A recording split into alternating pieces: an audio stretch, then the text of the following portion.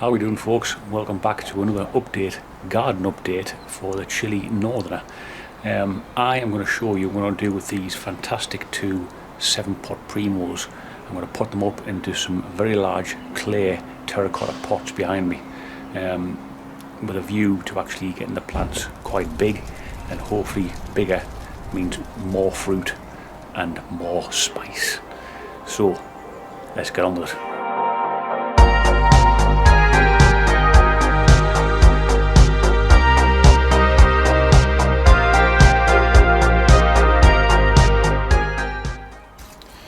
Right, these are the two clay pots I'm going to use. I don't know what they would be in litres. Quite a lot, I'd have thought. Probably looking at about 30-40 litres. There's the other one there as well. I mean, I'm not going to throw things away. I actually found these years ago in an old school that was they were getting rid of a load of stuff. So I said I'll have them, and I've had them for about 5 years. As you can see, they're a bit starting to get a bit cracked and what have you. But I've even glued them together as well. But you know, I don't like chucking stuff away too much. So this is the two 7-pot Primos. I'm going to be obviously doing more. I mean, you can see the good stuff on them there now. I mean, this one especially has had a little bit of aphid damage. You can see the leaves are all crinkled up, but I got rid of them. And you can see there's some little fruits starting to form. Well, the flowers are anyway. And there's a clump of them there as well underneath. In fact, there's a few clumps there. So that's where those little stalks, where the flower's going to come from, and then eventually, hopefully, the fruit will form from them. This is the other one as well, probably in a slightly better condition, although it's been munched. Yep. Yeah, I needed to get them out the conservatory, to be fair. It's getting a bit too much in there. So a lot of side shoot growth as well, which is great. Nice thick stalks as well. Nice thick stems. So yeah, one of these is going to go in there, and the other one is going to go in there. Let's get on with it. This is going to be exactly as I was before, really, for potting up, just on a larger scale. That's all. So we get the pot. I'm going to give it a quick tamper out.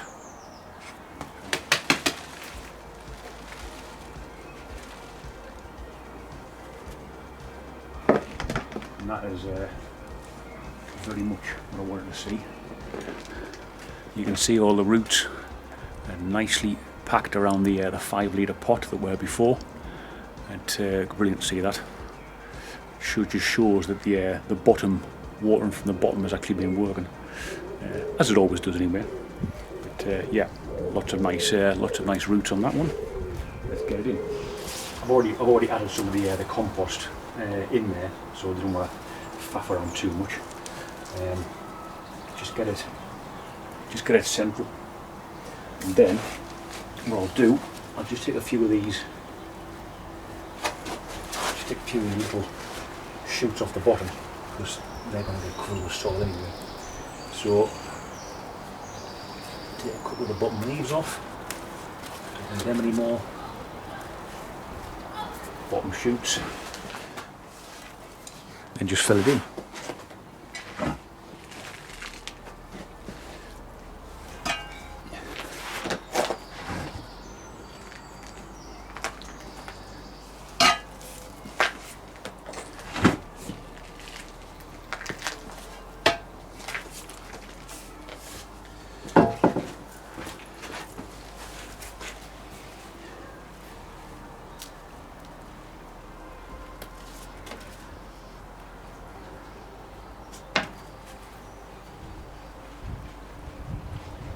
Always make sure you firm it in. So to stake it, to store it, obviously, because it gets a bit breezy in my back garden sometimes, and you can't risk this being snapped over by the wind. That would be disastrous. I'm going to stake this up. It's quite simple to do. This is what I do anyway. Always make sure it's about maybe 2 inches, inch and a half away from the stem. And then just take it through the plant, force it down. Don't worry about the roots too much because obviously they'll grow up and around it. You might break a few going down there, but you need the stake nice and solid. And then I'm going to tie it off. I go from the inside around the stem first. Make a loop around the stem, and then go around the cane.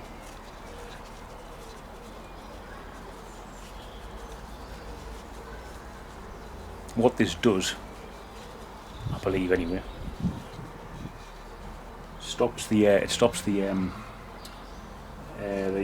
stem from rubbing against the cane. You have that protection of the other piece of garden twine behind there, and then just tie it off, and that's it. Obviously, as it grows, you take the string further up or add more string, and what I'll probably do as well, because I've got a dog, and the last thing you want is for your pet to get a hold of these fiery things. I will put more canes in going around the edge, maybe another 4, possibly 5, and a big like a wigwam type, inverted wigwam if you want to call it that. So it'll come out and up, and I'll surround the thing in like a cobweb of string all the way around, and it just basically keeps the thing a bit more intact, a bit more compact. If anything's going to drop, I might even put some netting there as well. I can get, I work on like building sites, I can probably get hold of some scaffold netting from somewhere, and then just wrap that round, just so if anything does fall, it falls actually into the soil and not onto the ground for the dog to pick up. That's the last thing you want.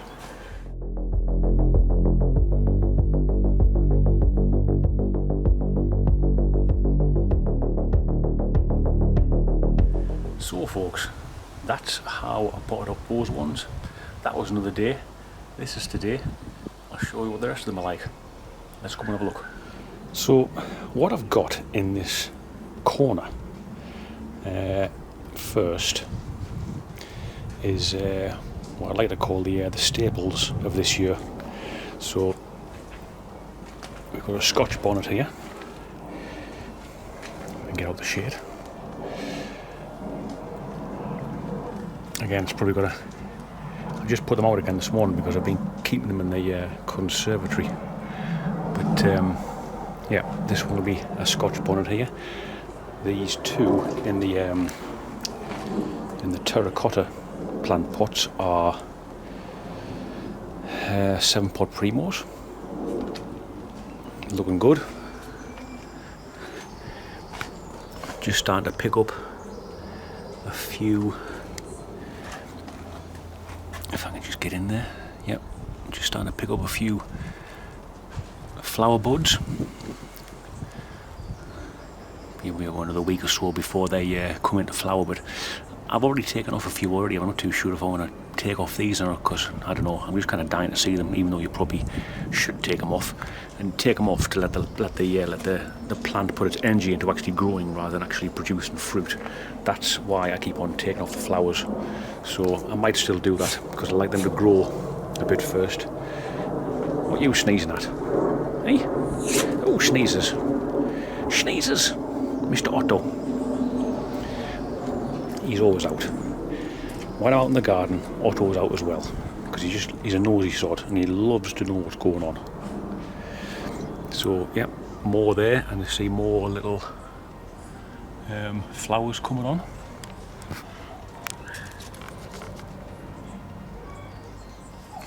Scorching your hot pepper, that is, but apparently very nice if you can actually get past the heat. So basically all of these ones in the corner are all super hots. Scotch bonnets are like a medium kind of heat, medium to hot, but they are obviously to some people will be ridiculously hot, including myself. So I've set up these two 25-litre pots. In one of them is the Sugar Rush Stripey. I've got 2 Sugar Rush Stripeys, but I'm going to give one of them away, and it's a good size. Again, I've nothing, plenty of new growth at the top, but nothing's actually come through yet in the way of flowers. But these are notoriously slow grown apparently, and even when they fruit, they take a long time for the fruit to mature. So we'll see on that one anyway. This one down here is a Naga Morich, I think. Yes, it is. Again, a pepper that is very, very hot, but apparently very tasty. I've never tried one yet, but it's in the same family as the Butchalokia or ghost pepper. Just starting to get a bit of where are we at? There. You see them there, just starting to get a few little flower buds on. I've already taken a few off this one anyway. There's a few more there as well underneath. A few flower buds. And another few down there. But I might take these off as well anyway. We'll just see. You've just got to be careful as you see these crinkling of the leaves. It was off when I had them in the conservatory and I started getting a few green fly and aphids on them. In fact, what do I see there? Is that? No, it isn't. I thought it was. I thought that there was an aphid. It actually might be. They are the bane of any new growth, that's for sure. The aphids love new, fresh growth because it's obviously nice and soft for them to munch on. So this one in the middle is Chili Chump's own variety, if you want to call it that. He's crossed, I mentioned this before, but he's crossed a jigsaw with a 7-pot brain strain, 2 very, very hot chilies, and this will be the result. I'm really looking forward to seeing how these fruits come on, because from the photographs they look absolutely fantastic. Planes going overhead, little aircraft. But yeah, got some little flowers coming on there, some little buds anyway. So yeah, very hopeful for that. I'm really looking forward to seeing what comes of that one. It's a nice looking plant actually. It's got a good sturdy stem on it as well. So yeah, loving that. These ones coming round were only just quite far behind the super hots, probably about a month or so behind the super hots when I first sowed the seeds. Obviously these are the super hots here, and in the clay, the terracotta containers, they are a good 4 to 5 weeks on further than what these ones are. Hence the size. So I just didn't have the space to sow everything all at once, and I just wanted to get the super hots going, because again, as you heard me say before, the super hots, especially in the UK, can have a long time in maturing and then producing fruit. And then obviously you've got to get it ripe as well. It's not only this producing of the fruit, but you've got to obviously give it time to ripen as well, and you need sunshine and warmth for that. Not the best thing outdoors in the UK. So again, Scotch bonnets, quite small compared to the other Scotch bonnet that was over on the other side. This side now we've got 2 cairns. Now these are a variety that I took from another cairn called Fireflame. And yeah, I've had limited success with the germination of them, but you know, there has been a few, and obviously these are them. So I didn't buy the cairns from anyone. These are my own seeds. So yeah, I really like, actually. I mean, this is a cairn as well, but look at the stripiness. I don't know if it's going to pick that up because it's the sunshine's kind of getting in the way. But hopefully you can see that. Let me just see if I can get a bit. There, you might see that there. Stripy, almost like a purple stripes to the stem. Looking fantastic. Loads of clustered leaves at the top here. It's probably because I took a long time to put them up. so they became quite compact in the roots. But obviously, yeah, give them another week, they'll fan out. There's a couple of leaves that I think this is probably something to do with stress as well. You can see that kind of like starting a fungal growth on the back. I'm not too sure what that is. If anybody knows and they can tell me, I'll be very appreciative of it, but I'm pretty sure it's down to stress, probably lack of watering, too root bound, all of the above.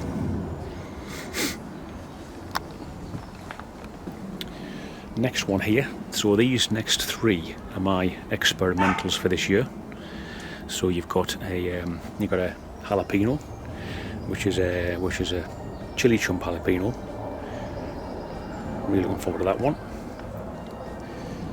And here you've got the Kang Star Lemon Starburst. I grew these last year, you can probably remember that if you watched the channel.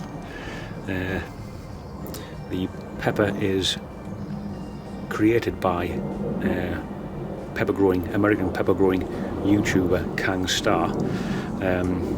I'll tell you again, as I do all the time, probably sick of me saying this by now, but you probably know it. He took a MOA, that's a Ministry of Agriculture, yellow Scotch bonnet, and crossed it with a yellow Bahamian goat pepper. And this is the result. So you get them kind of like saucer shaped, mostly anyway. Sometimes you do, sometimes you don't. But the idea is you get like a saucer shaped chili with like a little tail on the end of it, as you'll see by that picture I've just put up. Lastly here is another experiment of mine. So this is actually a Thai. Now I took these seeds from a kit, a Thai green curry kit. You get like some dried Thai chilies in it. I cooked with them. Instead of binning them off because they obviously add the heat to the sauce. So instead of binning them, I decided to take the seeds out of the dried pods. Obviously they weren't dry when they've been in the sauce for a good length of time. But yeah, so I tried some of these earlier on this year and they never took. So the second batch of seeds did take. So yeah, let's see what that comes out as. Quite interesting though, but obviously you don't need to buy seeds sometimes. If you get those dried chilies, just try them out, see if it works. Save the seeds. This is a little, it's a beautiful little Aqualegia. I don't know the name of it. It was given by my mum, I think. It's like lovely little, and these like self-seed as well. So originally this plant was down here somewhere a few years ago, and it seems to have moved along by itself. But it's all good. There's another one there actually, just coming on the back wall. Beautiful colours, and it's actually self-seeded, and over here as well. This is quite decent. Oh. Yeah, beautiful. Probably slightly better actually. I mean, look at those. They look absolutely fantastic. They really do. So folks, that is my garden. As you can see, it's complete with dog. And see Otto. There he is. Hello. So folks, that's it. Really hope you enjoyed that episode. As you can see, some of the super hots have really come on good. I'm really chuffed with them. Obviously I planted them back in early January, and as I say, the other ones that are not so far on are probably about 5 to 6 weeks behind the super hots. But you know, it's there's hopefully, fingers crossed, we'll get some good weather, because obviously I don't have a greenhouse. Obviously I'm in my conservatory, but I can't keep on loading this conservatory up with plants. I'm sure the missus wouldn't be very happy with that. So until the next time folks, take it easy and I'll see you soon. Ta-da.